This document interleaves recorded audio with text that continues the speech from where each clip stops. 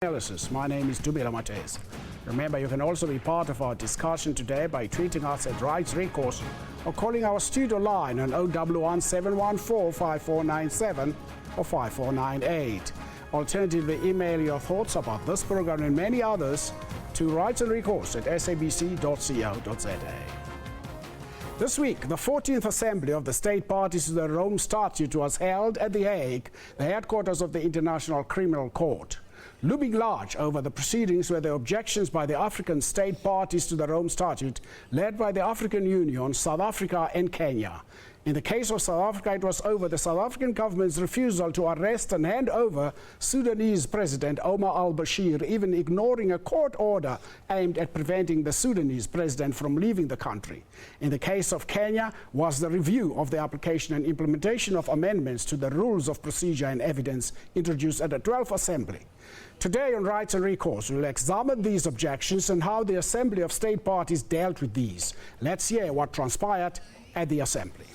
Despite strong objections from the prosecutor of the International Criminal Court, Fatou Bensouda, over the independence of the court, two issues raised by South Africa and Kenya have been debated by the Assembly of States Parties of the ICC.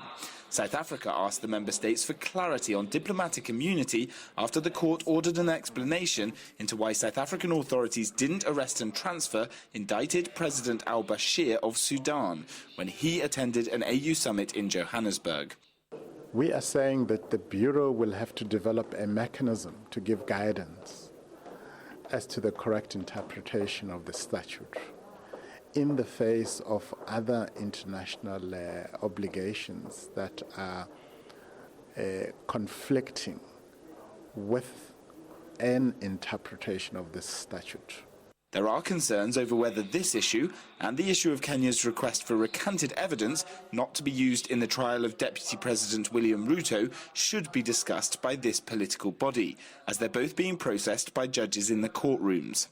As to Kenya and South Africa's threat to withdraw from the ICC, some civil society observers say they're distracting from the court's work. If they want to withdraw, we're willing to face that challenge. What we don't want is for that continual threat to be used to chip away at the independence and integrity of the International Criminal Court. Members of the Kenyan delegation were unhappy that some groups were wearing T-shirts which expressed the voices of the victims are not being heard, saying this session of the political body is not the place for protests. It will be considered a success by the South African government that they've managed to get the Bureau of the International Criminal Court to look into their request. But the other delegations here at the Assembly of States Parties have raised concerns that it could affect the independent working of the International Criminal Court. Jack Parrock, SABC News, The Hague. Well, that's Jack Parrock. We are now joined live by Jack Parrock on Skype by our SABC correspondent Jack Parrock from Brussels. Jack, good afternoon and welcome to Rights and Recourse. Thank you. Thank you for having me. How important is the Assembly of State Parties of the Rome Statute? It's very important. It's the political body which underpins the ICC. All 123 member countries go, they have their delegations and are represented to voice their concerns about this court, which is very, very new. It's only around a decade old. Clearly, this was one of the most fiery sessions of the ASP up in The Hague, with both South Africa and Kenya pushing agenda items last minute onto the agenda. The prosecutor was very unhappy about this. She said it would affect the independent workings of the court a lot. But some of the other delegations, although they are opposed to the South African and Kenyan positions, they agreed that it should be open for a discussion within the political body. And that is what happened. There was there was something very strong coming from the principals of the court that members should not raise issues that are before the court. Indeed. So let's break it down. The first issue is South Africa's request to talk about Article 97 and 98 of the Rome Statute. Now, that is to do with diplomatic immunity for people who are indicted by the court. When Omar al-Bashir, the Sudanese president, who's been indicted by the International Criminal Court on suspicion of his involvement in the atrocities which took place in Darfur, which has killed like 3,000 people. Basically, when he arrived at the African Union summit in Johannesburg, the South African position is the fact that he was on an AU invite granted him diplomatic immunity, and that there are two conflicting sets of obligations for the South African government. Firstly, diplomatic immunity under the AU structure, and secondly, the obligation to arrest and transfer him to the Hague under the International Criminal Court and the Rome Statute issue.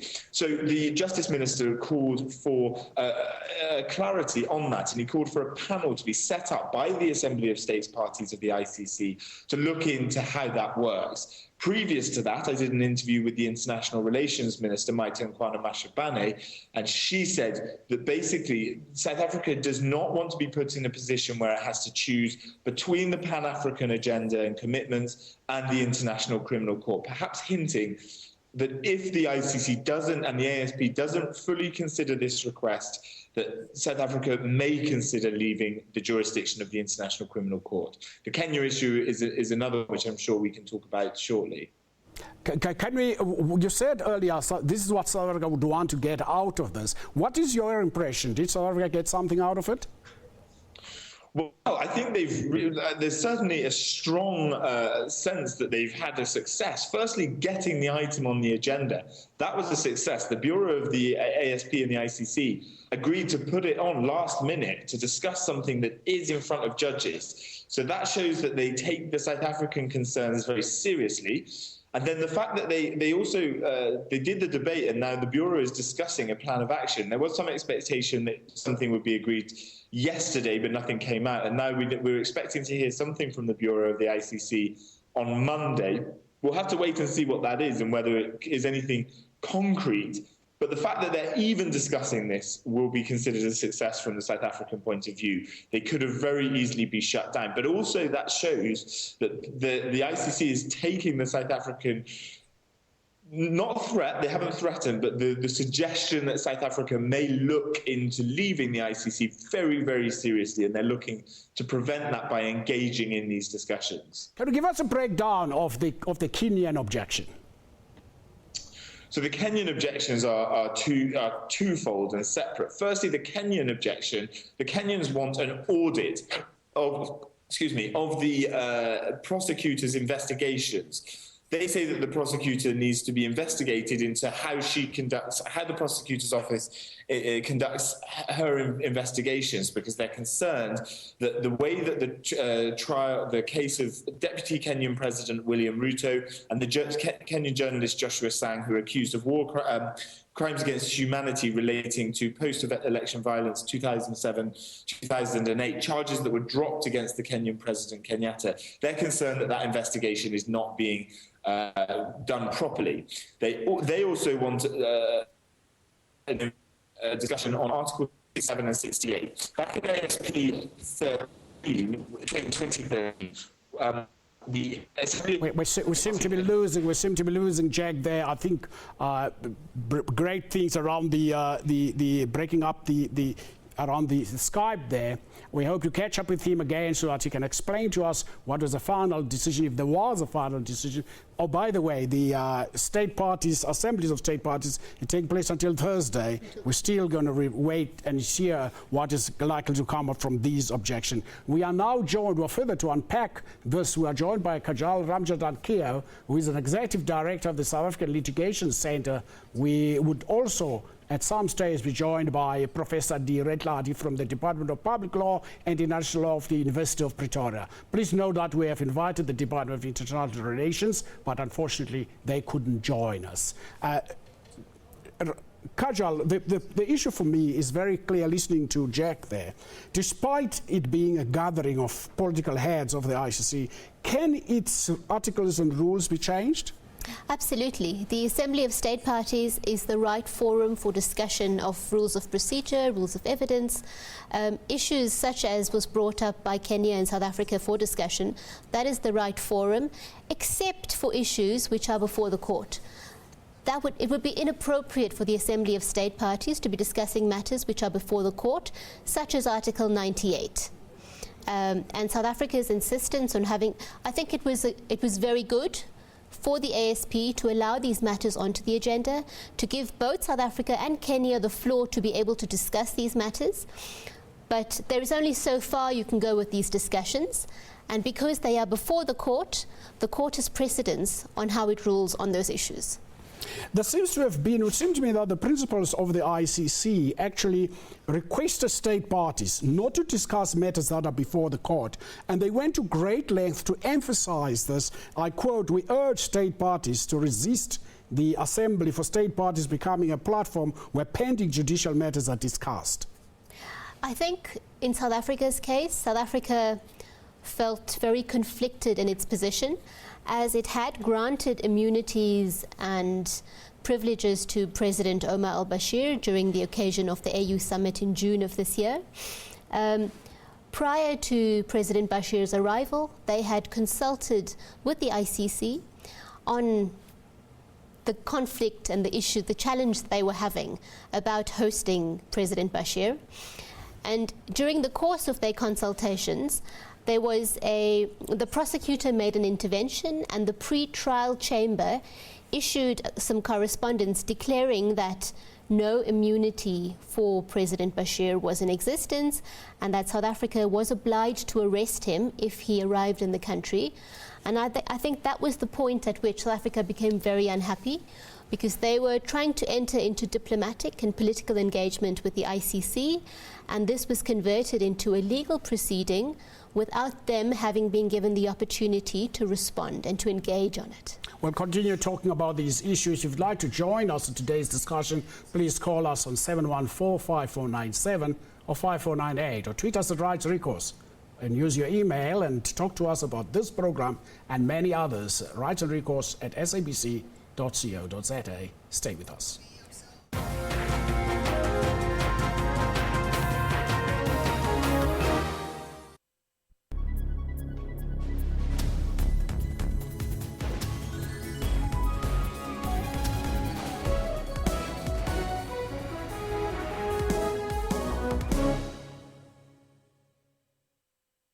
I'm Peter Ngo. And I'm Babakini Chetty Miller, SAB Miller, and Hauser Bush Imbev. It's something that I need to learn to say more often. Will together produce around a third of the world's beer. It is a mouthful.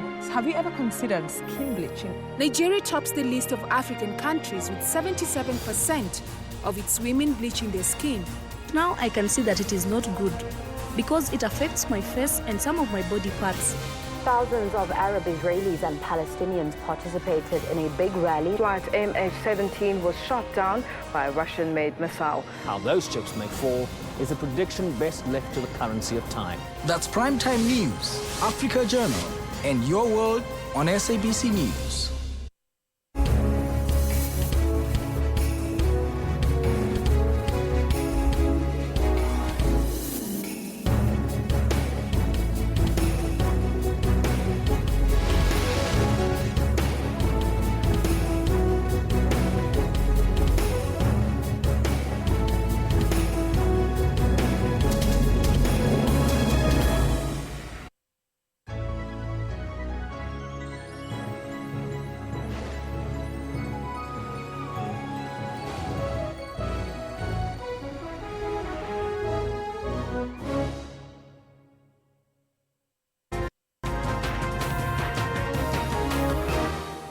Welcome back as we continue talking about the Assembly for State Parties to the Rome Statute that is taking place presently at The Hague. Let's take a call from D, our regular caller from Windhoek in Namibia. D, good afternoon and welcome to Rights and Recourse. Good afternoon, Good afternoon. How are you doing? Fine, thanks. How are you, my friend? I'm fine. I'm very fine here. I just want to clarify some points here to participate, to be one of you.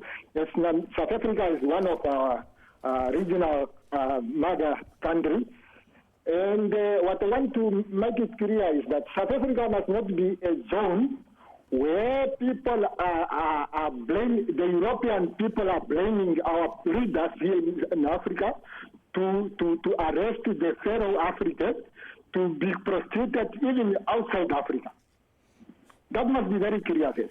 Well, a lot of people have been prosecuted outside Africa. I remember Charles Taylor and many others who are being prosecuted outside Africa. Yeah, but why we send our leaders to be prosecuted from our region?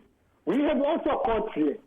We must not be undermined by the European people. Thank you, John. Thank you, Dee. Thank you, Dee. That's an issue we're going to discuss about the sovereignty of the African courts. That's something that's always raised, Kajal, around this issue. Why should African leaders be tried in a court that is outside Africa? And yet when you listen and you read the history of the ICC, the biggest bloc that actually signed the Rome Statutes are African countries. Absolutely. Africa promoted and negotiated for the signing of the Rome Statute and continues to support the court. Yet there is so many dissenting voices who feel that it is not the appropriate forum for these kinds of cases. There is no regional court in Southern Africa. There is no African court with criminal jurisdiction.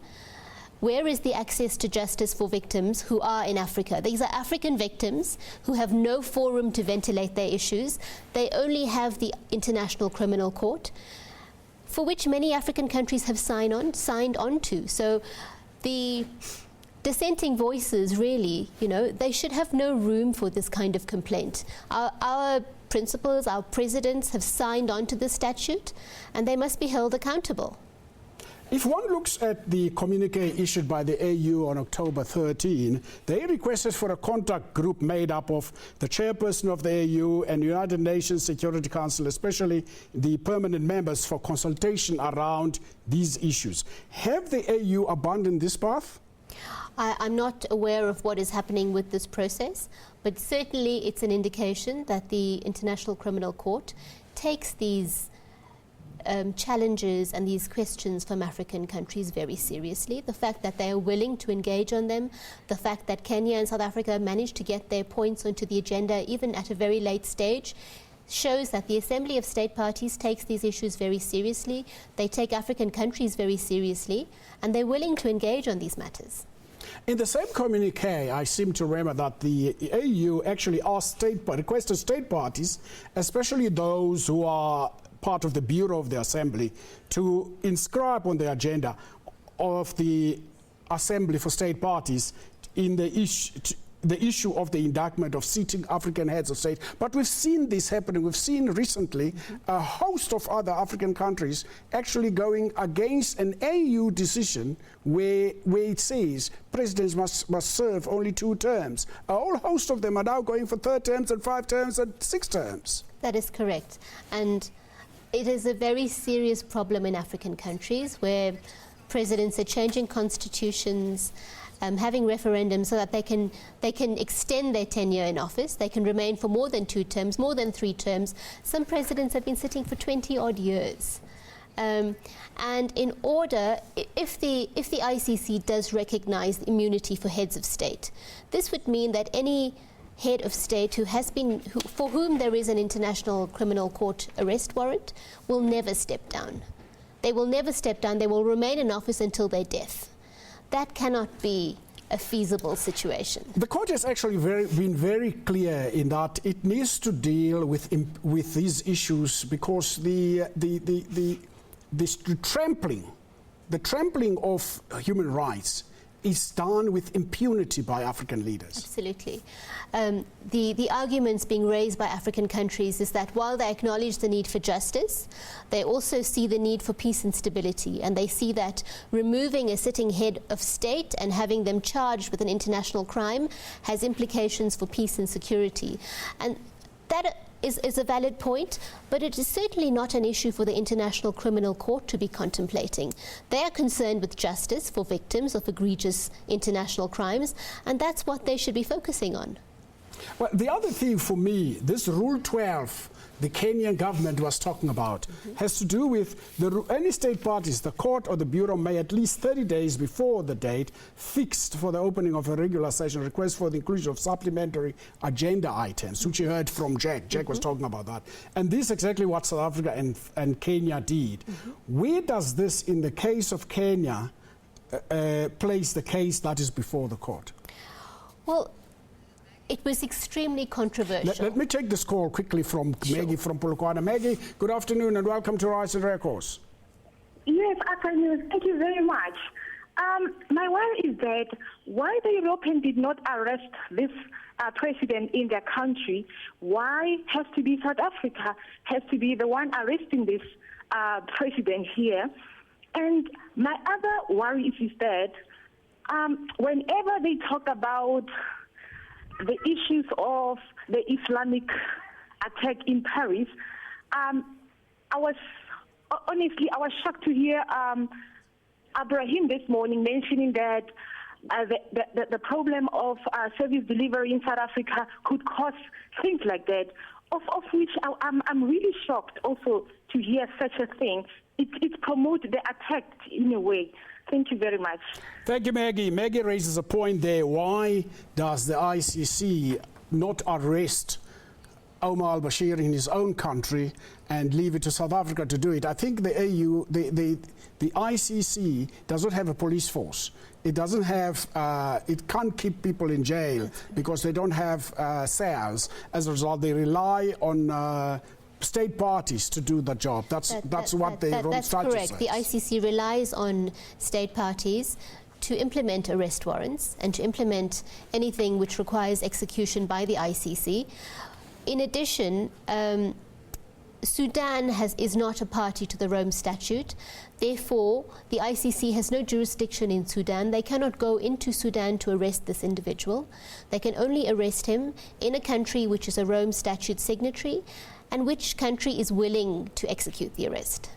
Also, the other thing probably we should explain is that this case was referred to the ICC by the Security Council. That's correct. The ICC did not, of its own decision, of its own mandate, decide to investigate President Omar al-Bashir. This was a case referred by the Security Council, like many other cases referred by the Security Council. The ICC, of course, has some leeway to decide whether or not to accept this referral, and they have accepted it. And as a result of their investigations, there are many charges against President Bashir, and he's not pleaded to them, he's not made any statements as regards the charges, and continues to evade justice by, well, we've seen what happened in South Africa, but by not traveling to countries which are Rome Statute signatories. Well, he did travel to Malawi, and Malawi is also in He did not travel to Malawi. Malawi refused to receive him because they were in a position of conflict, so they refused to host a summit during which they would be obliged to invite President Bashir to attend. South Africa could have done exactly the same thing, but chose to do it differently. The other thing, for the time we have, probably very quickly, I just wanted to come back to this issue of the Security Council, United Nations Security Council. There are many countries on the United Nations Security Council who are not signatories to the Rome Statute. Why would they have the right to refer cases to the ICC? That is correct, and I have a huge problem with that. So do many other people, many other organizations, and that is a problem. Why should you be able to sit on the Security Council and have the mandate to refer countries to the ICC for investigation if you yourself are not a signatory to the Rome Statute? That is a problem. There's certainly, the ICC is not a perfect institution.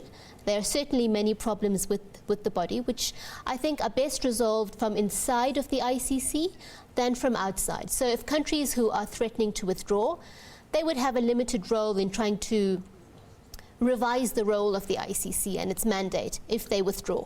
Well, let us now take an ad break. As we spoke to you, the countries that are not signatories to the Rome Statute are Russia, United States and China that are sitting on the permanent members of the United Nations Security Council. When we return, we'd like you to join us on today's discussion.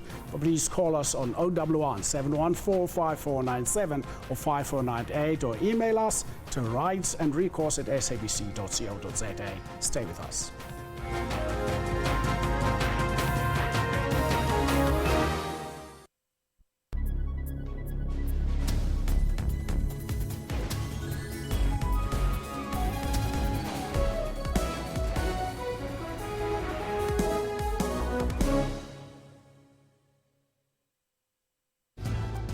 Media Monitor. your weekly media news review program. It was squashed some few months back, but obviously this is something that is going to hang around Pravin until it is actually dealt with. If he didn't know, then he wasn't doing his job. In it, she described how the man's hair was frozen, although the man has no hair. Is anybody volunteering to go to jail for him? That is not how the law works. This particular matter makes us really look like a serious banana republic. Unpacking headlines and giving analysis on topical issues. Sundays at 9 a.m. only on the SABC News Channel.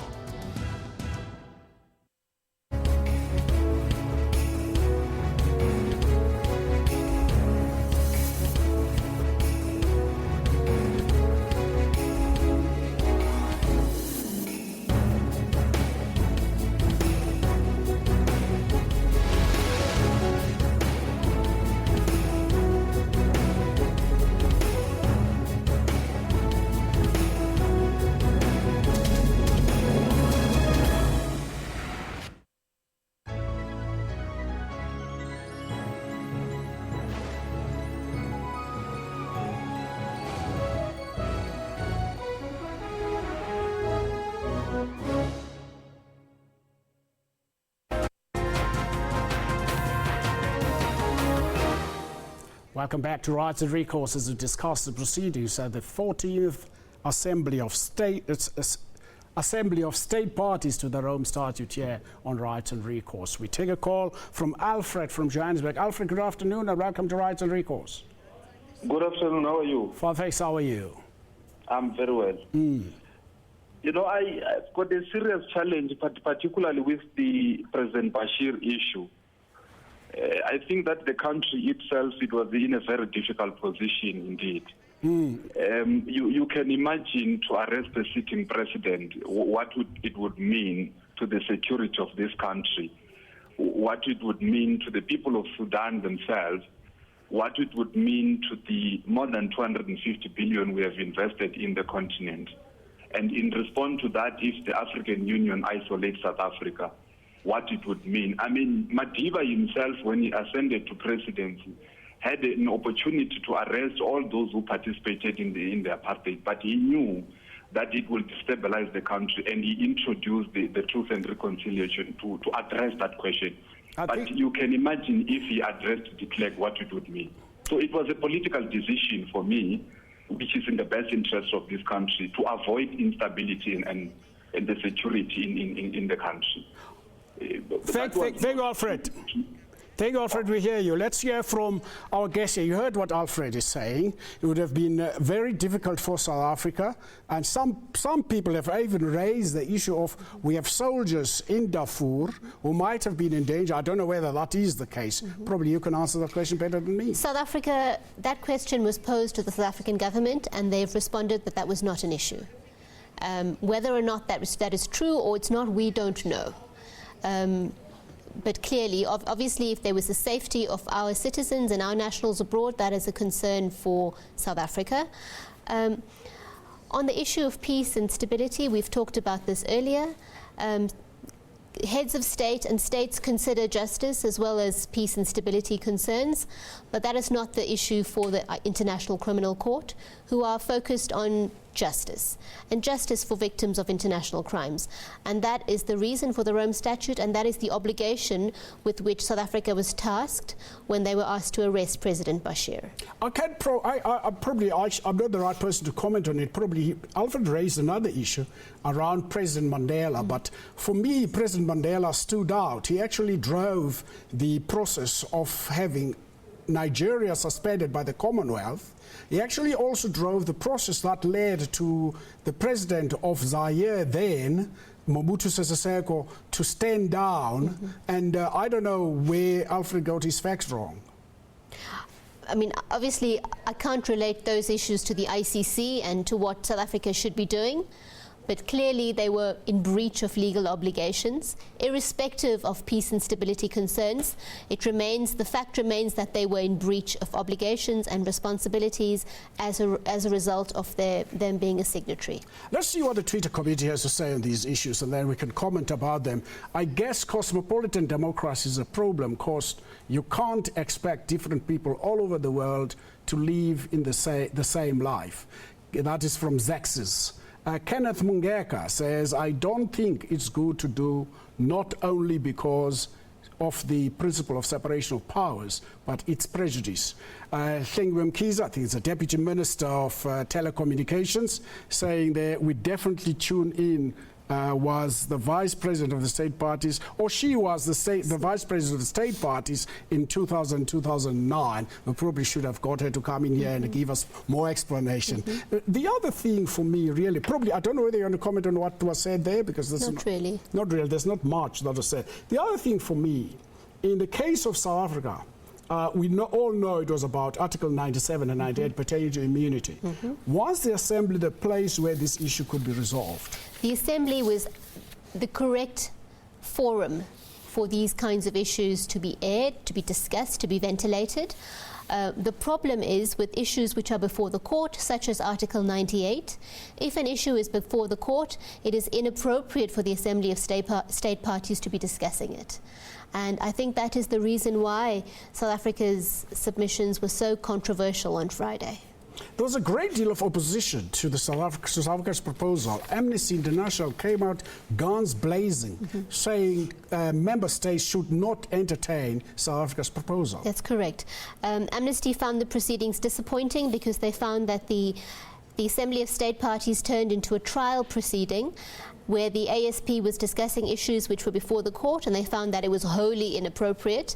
There were several other countries which did not support South Africa's views, and these were Canada, Australia, Switzerland, Slovenia, Costa Rica, and several others. What Canada said at the ASP was that it is not the role of the ASP to serve as an appeal body for the ICC, and they said the prosecutor must be free from political interference, even from the ASP. The other thing for me, what I did not understand was the issue of the United States. The United States apparently was an observer, at this assembly, and they were a little bit ambivalent. Well, I mean, the United States is an observer because they're not a signatory, but certainly they have a view about what the ICC should be doing and what referrals the Security Council should make. In fact, in the aftermath of the al-Bashir saga in South Africa, they issued a statement saying that South Africa should have arrested him, which really is very inappropriate. The US should not be weighing in on a situation where they themselves are not signatories. Let's take this call from Galix from the Free State. Galix, good afternoon and welcome to Rights and Recourse. A very good afternoon, Mr. Mateza and your panel. Yes, Galix, what's your point? Yeah, actually, I just want to contribute as far as the whole topic is concerned. Yes, go ahead. I'm very much concerned about the International Criminal Court because I don't think it is an independent body, so to speak. How so? Yeah, because now, you heard what Jack Parrock mentioned earlier on. He said that the prosecutor was very much unhappy about certain issues. So I just want to know why, because I think the prosecutor herself, she's employed by certain individuals in the ICC. Why I'm saying this, Mr. Mateza, is that there's a big question mark as far as those is concerned, because now, who are the members of this ICC? Most are the African countries. And we find that America, Britain, France, and so on and so forth are not members of this, the so-called international body. So I have a very serious concern about this. And furthermore, I want to contribute also in mentioning the United Nations. The bodies like the United Nations, I don't think they are doing much for us as Africans. I think they are run by the so-called New World Order or the civil societies of this world. Guys, thank you very much. Give us a chance to respond to what you are saying. This matter that Galix is raising around the prosecutor has been raised many times.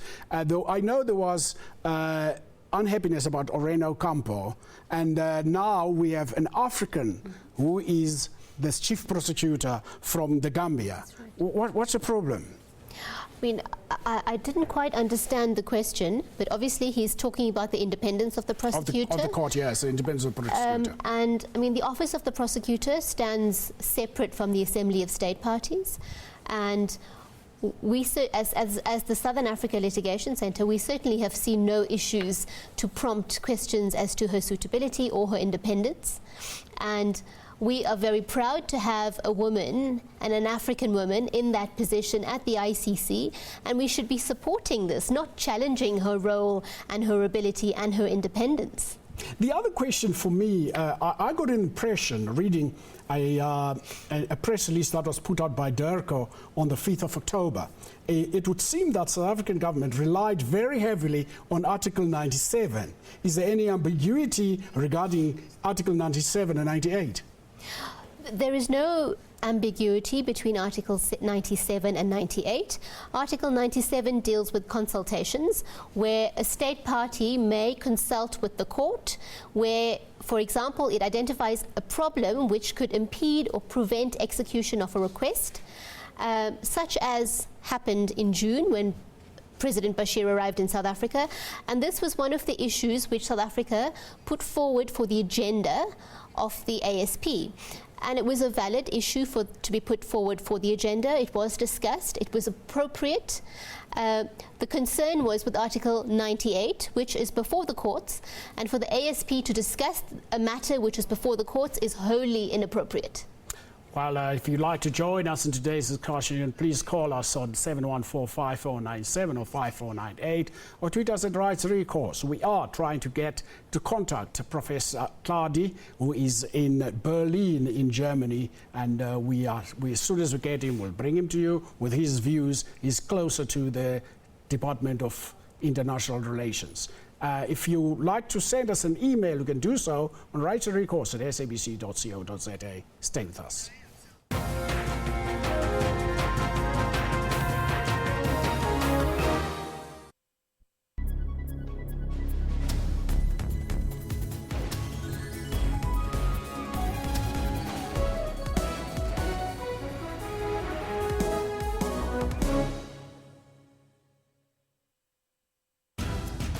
Africa's tech scene is constantly coming up with innovative ways to answer some of the continent's problems. We source content from social media, from our mobile apps, from our website.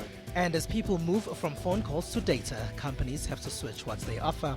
People expect to get higher speeds, better quality broadband for less. On Network, we have information on Africa's technology and social media scene. That's Network with Ms. Phumelele Zondi every Sunday at 9 p.m. Central African Time, only on SABC News.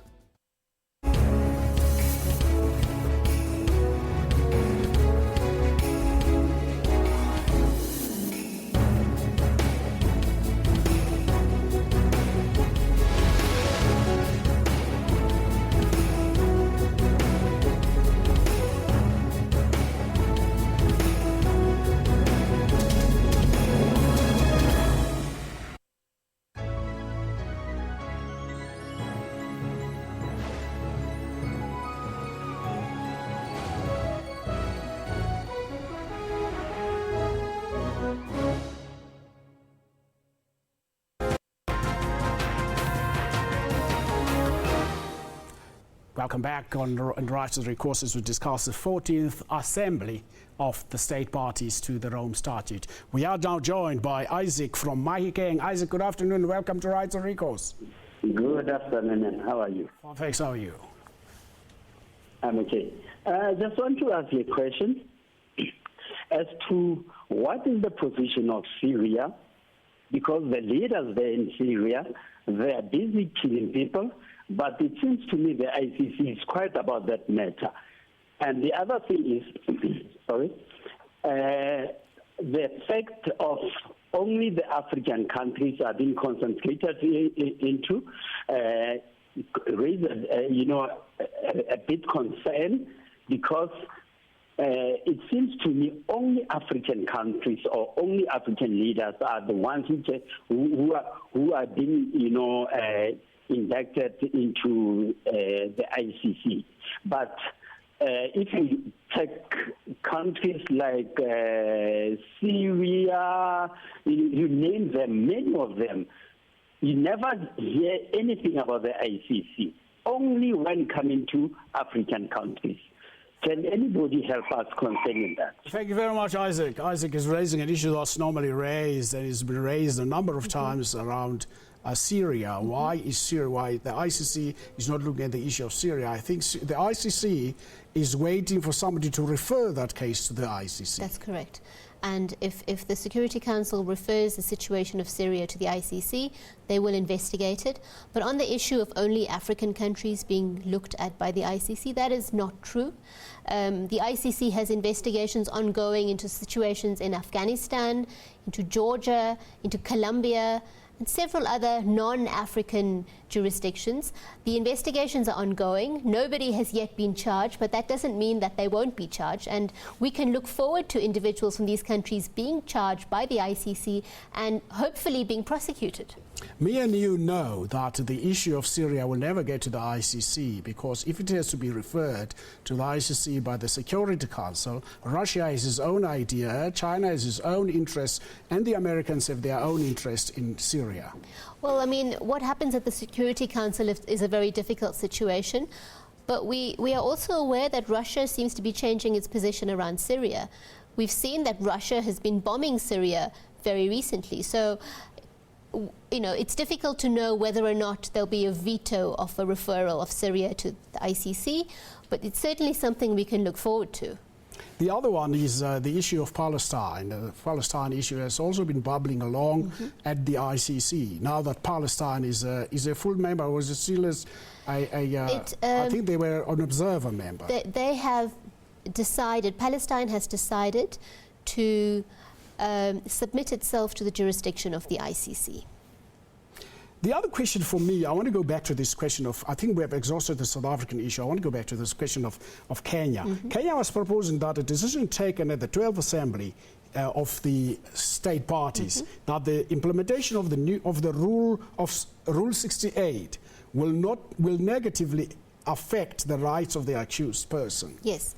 So what Kenya is concerned with is that after the amendment of Rule 68, there was an agreement that the rule will not be applied retroactively. And they are now concerned with the two cases of William Ruto and Joshua Sang, that the Kenyans are saying that the cases have been tainted by allegations of witness tampering, coaching and other interference with those witnesses, and they are saying that this impacts on fair trial rights to these to Ruto and to Sang, and this is their concern, and that was why they placed this issue on the agenda for discussion. What Kenya requested was the suspension of the two cases, of the two Kenyan cases, by the ASP. But I'm not aware that any decision has been taken. But of course, the ASP is continuing. There's a few more days. Thursday. Exactly. So there may yet be some decision emanating. I think they were trying to extract. They did extract some concessions. Apparently, that the cases can go ahead with the Deputy President and the President not being there, but their lawyers fighting out their case at the Hague. I haven't seen the details of what the agreements have been, and because these only took place on Friday, the discussions took place on Friday, there's not much documentation available yet.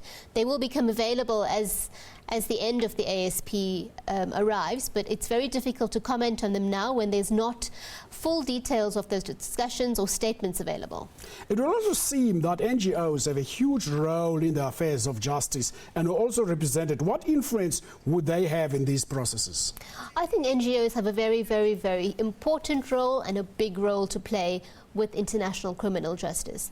It was not only state parties who were canvassing for the existence of an international criminal court, it's also civil society who've been campaigning for many years, and civil society represents the voices of victims. So the voices of victims is brought to the ASP and to the ICC by civil society, and their presence is so important to issues of justice, international criminal justice. Well, we'll continue with this discussion around the Kenyan proposal. Let's go to KwaZulu-Natal. We are joined by Mr. Buthelezi. Mr. Buthelezi, good afternoon and welcome to Rights and Recourse. Good afternoon. How are you, sir? Fine, thanks. How are you? I'm very well, thank you. Yes, the other people who are raising the questions are concerned about why Africa. Well, even Asia as well, you know. We are very concerned why these people in the ICC are only targeting Africa and Asia as well. Look at the case of the Americans. They said there are nuclear weapons in Iraq, and there was no proof of it. The CIA did not prove it. But how many people were killed in Iraq? How many people were killed in Iraq, you know? What about Israel? Bombarding the West Gaza Strip all the time, you know? But no one is taking, they do not consider all those things. But if Africa, something happened in Africa, why not the people of Sudan are the people who must bring their president to court, not the Security Council or the ICC? Because it seems as if only Africa and Asia. Why America, the biggest country like this, is not assigned to the ICC? Why? It's because they know their cruel actions that they are doing outside the United States, like Middle East, Africa, Libya. You know, this guy Gaddafi died in Libya. Who is taking the case to the ICC? How many people still died in Libya? Thank you, Mr. Buthelezi. Thank you, Shenga. Thank you, Mr. Buthelezi. This question is arising again all the time around the Americans and their invasion of Iraq, and the fact that they said there were weapons of mass destruction and those weapons could not be found. Can you make one last comment around this issue? I mean, I agree with the caller. It's not an ideal situation. The issue of America and its interventions, and particularly its unlawful interventions, is hugely problematic. And the fact that the US of A is not a Rome Statute signatory means that there are certain limitations about what can happen. But if that situation was referred miraculously without being vetoed, it would be investigated. But I really can't see that happening. The one other question for me around the issue of NGOs, there was a very strong worded statement issued by African NGOs led by the Kenyans for Peace with Truth and Justice NGO. Yes, and that was in response to Kenya's proposal to suspend Rule 68. And the Kenyan civil society was campaigning to uphold Rule 68, and it was a very strong campaign. There was a huge Kenyan governmental delegation at the ASP, and I understand that there was significant NGO presence campaigning against what the Kenyan government was asking for. I was rather intrigued that in the South Africa statement there's been much speculation that the African countries would like to withdraw and block from the ICC, but lately only South Africa is not talking. There's no more talk about withdrawal. And the fact remains that it is only the ANC which has made the statement about withdrawal. The South African government has made no statement. They've been silent on the matter. At the ASP, the South African government made no statements about withdrawal. They did not allude to the fact. There was no threats. I think it should be encouraging that there was no talk about withdrawal. It doesn't mean that they may not still decide to withdraw, but the fact that they were able to engage with the ASP on the issues, they were able to get their agenda items placed on the agenda, there was a robust discussion, I think that is very progressive, and certainly it might make an impact on the decision from South Africa on whether they decide to withdraw or not to withdraw. Well, we'll make one final comment on that. If you'd like to join us today's discussion, please call us on 011 714 5497 or 5498 or tweet us at Rights and Recourse. You can send us an email about this topic and many others you'd like us to tackle here on Rights and Recourse at rightsandrecourse@sabc.co.za. Stay with us.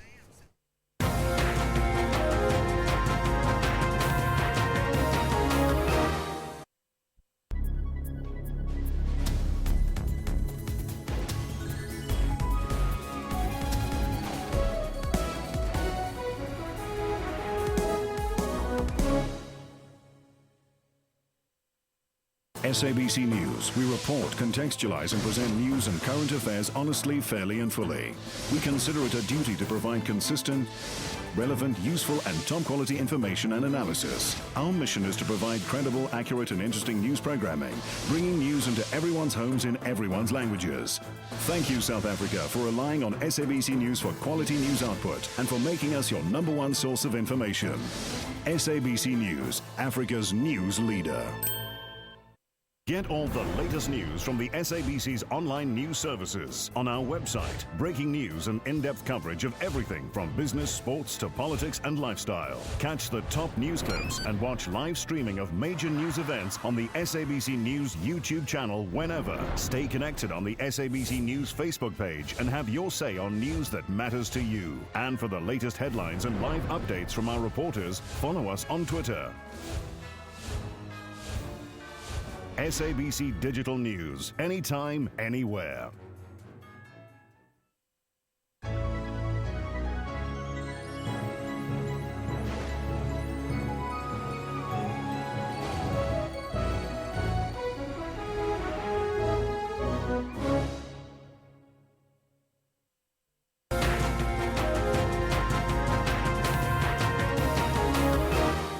Welcome back to Rights and Recourse as we continue our discussion on the Assembly for State Parties to the Rome Statute. We take this call from Dalembe from Johannesburg. Dalembe, good afternoon and welcome to Rights and Recourse.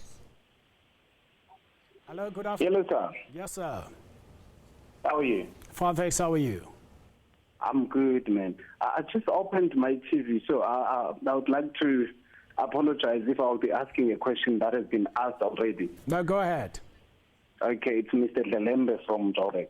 My question to the lady there, or to your guest, is are the guys from the ICC, I mean, why they can't arrest that man in his country? Why must we arrest it in South Africa or other countries? I mean, are they unable to arrest him in his country, or what's going on? Thank you very much, Dalembe. We have answered this question. This question is coming up again, that the ICC, we said, has no jurisdiction in Sudan. Absolutely. The ICC has no jurisdiction in Sudan. Sudan is not a signatory to the Rome Statute, so they cannot go into Sudan to arrest him. And the ICC has no police force of its own, so it relies on state parties to arrest individuals who are charged. And I cannot see a situation where the Sudanese police force would arrest its own president. I just want to go back to something else where we spoke about withdrawal by South Africa if it does happen. It could be difficult for South Africa because they must undo the legislation to withdraw from the ICC, because that could be a whole parliamentary system in place, and it could be cumbersome. It will be a cumbersome process. First, South Africa will have to lodge with the ICC its intention to withdraw, and it is a year-long process from the lodging of that document until they can actually withdraw from the ICC.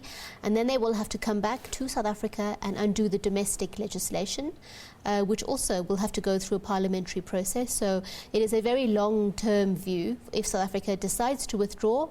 And even after withdrawing from the Rome Statute and undoing the domestic legislation, any obligations which arose during the time of South Africa being a signatory will remain in place.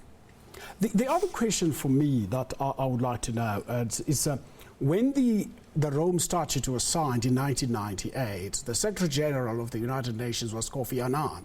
And he actually, I quote from a speech he made on that day, says, he appealed to the delegates to proceed as if the eyes of the victims of past crimes and of potential victims of future one are fixed firmly on us, close quote. I mean, it was a forward-looking quote, prophetic, and certainly Mr. Annan would know that the ICC was there to protect victims of international crimes and not to protect heads of state who might be implicated in these crimes. And the ICC has a very relevant role, and it's up to countries like South Africa who are signatories to uphold this role and to ensure that the ICC remains relevant. The Kenyan NGO, the Kenyans for Peace and Truth and Justice, criticized their own government, who went there with they had over 100 MPs there at the assembly. They still there, I'm not too sure. And they criticized their government's obstinacy and emphasized that the mandate to determine whether a state party has fully cooperated with the court remains the sole mandate of the judges. Absolutely, and the Kenyan civil society were well within their rights to be doing to be enabling this kind of criticism. It was well founded. I don't understand the reason for such a huge delegation, Kenyan delegation, to attend the ASP. It must have been a very expensive trip for the Kenyans. But I'm very glad that Kenyan civil society were there to lay this criticism against their government, because it's something they feel very strongly about, because they represent the victims of these crimes. Well, Kajal, thank you very much for your time. It's been a riveting discussion, and I think I must thank you, the viewers, for taking part in this discussion. You seem to be understanding the issues of the ICC very, very well. Let me, in conclusion, just close with a quote from Kofi Annan, who said, "Let them say of us that we rose to the challenge and built an international criminal court so strong, effective and universal that it protected the innocent by deterring even the most determined of despots." This has been Rights and Recourse. This program is repeated at 5 on Monday morning. Do find us on Twitter and on YouTube. From all of us here in the studio and the rest of the team, thank you to our guests and goodbye.